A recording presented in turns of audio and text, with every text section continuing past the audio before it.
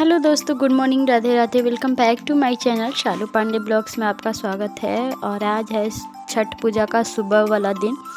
तो ये देख सकते हैं सुबह में घाट पे सब पूजा कर रहे थे और उसके बाद से सब आ गए थे। जैसे कि पता है कि सुबह वाला अर्घ पड़ गया था, उसके बाद से सब घर आ गए थे। तो जो भी छठ पूजा करते हैं ना, जो भी व्रत रखते हैं, तो वो जब आते हैं घर ना, तो गर्म पानी से उनका पैर धुला जाता है ताकि उनका थकान जो है ना वो थोड़ा सा कम हो जाए। तो यहाँ पे भाई जी का व्रत रहता है, तो भाई जी को हम छू नहीं सकते, तो मैं उनका पैर नहीं धोती हूँ। तो भाभी उनका पैर धो रही थी और घाट पर से सब आ गए थे घर। और आज है फाइनली पारण। तो ये 3 दिन का व्रत जो है ना बड़ा कठिन होता है और आज फाइनली छठी मैया की कृपा से पूरा हो रहा है। मेरा ब्लॉग थोड़ा लेट आ रहा है क्योंकि आजकल तबीयत मेरी ठीक नहीं चल रही है, तो मैं ब्लॉग नहीं डाल रही हूँ। तो यहाँ पे मैं रेडी हो गई थी, सिंपल सी साड़ी पहन के, हल्की हल्की साड़ी हमने सुबह डाला हुआ था। तो क्योंकि सुबह काम ज़्यादा होता है और यहाँ पे कि यहाँ सासू माँ भी हमारी आ गई थी, तो उनका भी पैर धोने के लिए ना मैं गई थी पानी लेने। तो यहाँ पे गर्म पानी लेके भाभी खड़ी थी। उसके बाद से हम दोनों बहुएं अपने सासू माँ की पैर धो लेंगे। धोने के बाद जो भी आगे का प्रोसेस होता है ना, जैसे पारण के लिए खाना वगैरह खाने के लिए हम खाना बनाएंगे। वैसे खाना हम लोग बना दिए थे तीनों जन मिलके, छोटी वाली सासू माँ हैं और हम दोनों बहुएं मिलके। सुबह 3 बजे से ही हम लोग जगे थे और 3 बजे से ही खाना में काम लग गया था। तो खाना बन गया था, बस पकौड़ी बनाना बाकी था।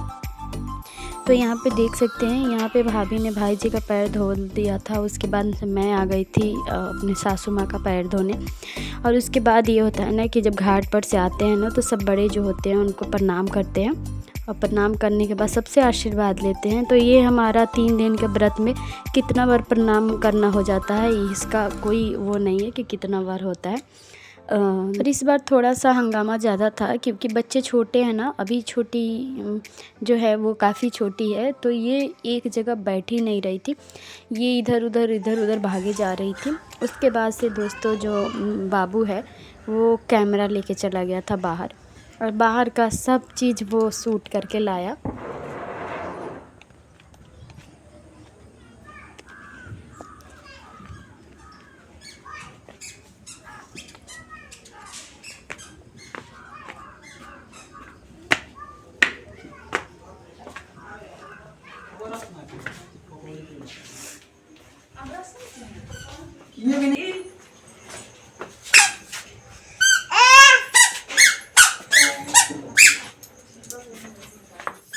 उसके बाद से दोस्तों आ जाते हैं किचन में और सब कुछ हो गया था, अब खाना ही खाना बाकी था।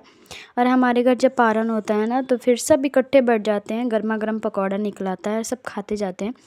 तो यहाँ पे दोनों देवरानी जेठानी लग गए थे अब पकौड़ी बनाने में। बाकी का सब खाना बन गया था। आंटी जी जो है वो सारे बर्तन धुलते जाती हैं, जैसे ही खाना बनता है ना बर्तन धुलते जाती हैं। सारे हमारे घर में ना काफ़ी मेहनत करते हैं। और छठ पूजा के टाइम जब हम जाते हैं ना वहाँ पे, तो काफ़ी ज़्यादा काम पड़ जाता है। एक तो 3 दिन पूरे सुबह 2 बजे से ही जगना पड़ता है, क्योंकि 2 जन 3 जन ऐसे करके छठ करते हैं। और जब छठ पूजा का व्रत होता है ना, एक मतलब शादी से कम भीड़ और शादी से कम थकान नहीं लगता। जैसे एक शादी में लोग को लगता है, वैसे इसमें भी लगता है। एक साल पे छठी मैया आती है और काफ़ी थकान हो जाता है, काफ़ी मतलब ऐसा लगता है जैसे कोई शादी फंक्शन हमने किया है, ऐसा लगता है। तो यहाँ पे पकौड़ा सब बनते जा रहा था और सब लोग मतलब निकलने में लेट हो रहा था, पर ख़त्म होने में बिल्कुल भी लेट नहीं हो रहा था, क्योंकि हमारे घर सब बैठ जाते हैं एक ही बार खाने। उसके बाद से सासू माँ आ गई थी हमें सबको सिंदूर लगाने। तो यहाँ पे देख सकते हैं, उसके बाद जब आते हैं ना घाट से, तो सुबह के समय सबको नाक से सिंदूर, पीला सिंदूर लगाया जाता है और इसी से पता लगता है कि हाँ व्रत है। तो सबसे ज़्यादा महत्व इसी चीज़ की है, सिंदूर की।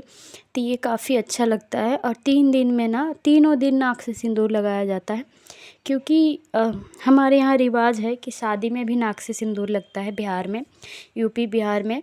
और उसके बाद शादी के अलावा कोई भी फंक्शन हो, कोई भी चीज़ें हो, कोई भी पूजा पाठ हो, उसमें नाक से ही सिंदूर लगता है।